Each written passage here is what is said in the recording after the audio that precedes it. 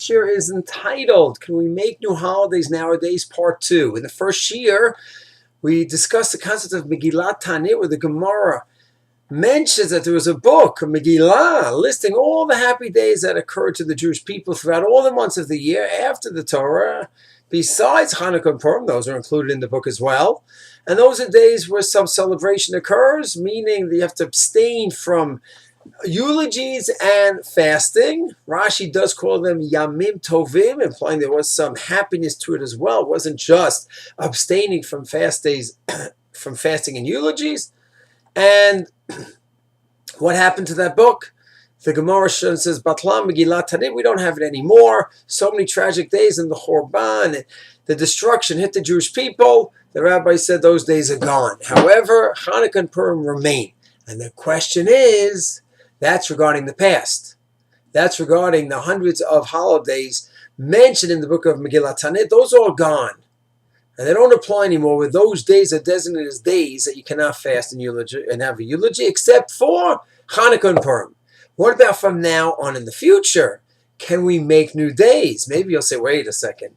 Once, whatever happy days we had, those were nullified because of the sadness in Klal Yisrael. We can't go ahead and start making new ones. The ones we had, the rabbis nullified. So we can't make new ones. That is the position of the Pri Chadash, one of the greatest Achronim we've had. A few hundred years ago, he goes ahead in his commentary to Shulchan Aruch Tov Tzadi Vav. He writes that we stopped those days of celebration. We certainly don't add more on.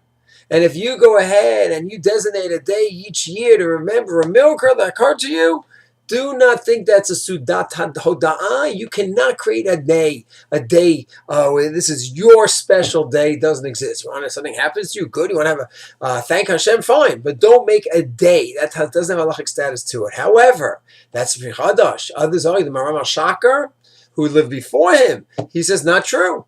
You can go ahead and designate new days. Those specific days were wiped out. They were connected to the Mikdash. The Mikdash was destroyed. Those days were wiped out except for Hanukkah Purim. You can make new days, Maram Shakar says. The Chassam Sofer, Orach Chaim, Kuf Tzadi Aleph, agrees with Maram Shakar. You can make new days. Chai Adam, the very end, has this concept of making new days. They call it a Purim. You have your own local Purim.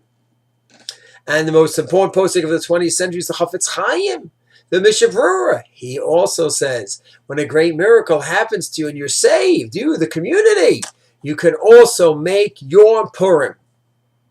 And throughout history, there's Purim Frankfurt, Purim Tveria, Purim the Chai Adam. It exists.